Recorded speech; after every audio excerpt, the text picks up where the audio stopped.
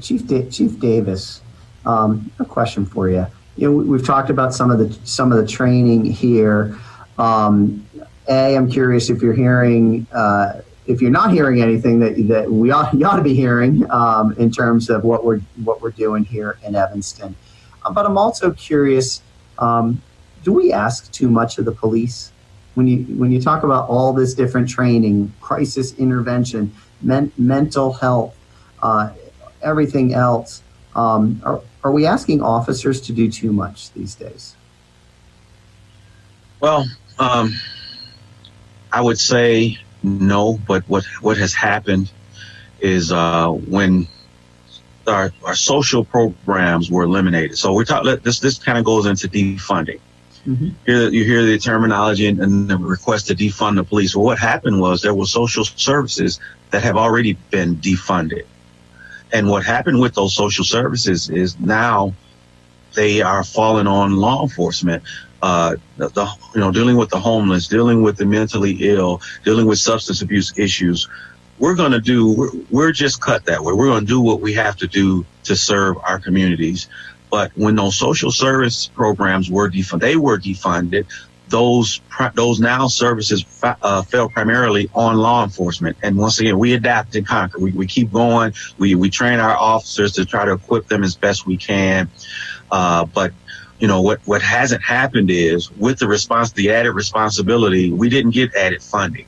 Mm-hmm. We just had to do what we had to do in order to prepare ourselves to deal with these things. So, do I think that the community, society is asking too much? I don't, because once again, we do what we do, but there are areas where we can improve to provide us with assistance. And there are, I spoke on Capitol Hill back in October, and it was specifically, National League of Cities, was hosting a panel, and, it was specifically about, law enforcement handling homelessness, substance abuse, and mental illness. And I was so pleasantly surprised that there are communities out there, and most of them are larger communities. They're like Evanston's or something like that. They're not Hazel Crest. We just don't have the resources.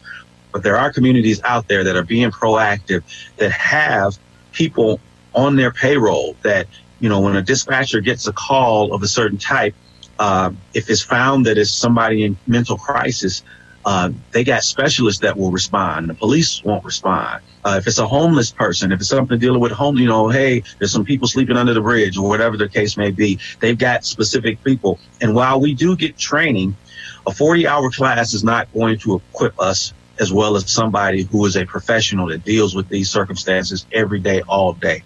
And so when I hear the whole defunding, and I know this is going to be another topic, when I hear the whole defunding thing, that's what, like I said, I'm looking at all this as opportunity. This is an opportunity for resources to be re-implemented. Some of those social programs that were taken off the table that can now assist us and allow us to partner with those true professionals that really know what they're doing.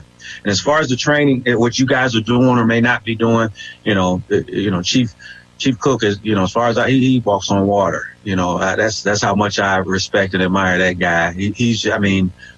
If you had to build a community, a chief, but for a community that's all about community, he'd be your model. He'd be the person that you would pick their brain. So I know he and his staff are doing the things that need to be done.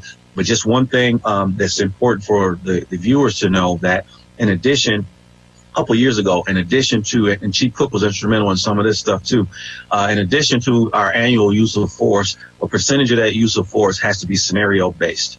So it's not all just theory. And one of the ways that we get that scenario based training is through simulators and things like that. And Chief Cook was, I would say, he was pretty much solely responsible. We have a system out in the south suburbs that all of our departments are utilized for scenario-based training. And when he was in the south suburbs, he was the man that was pretty much single-handedly responsible for us.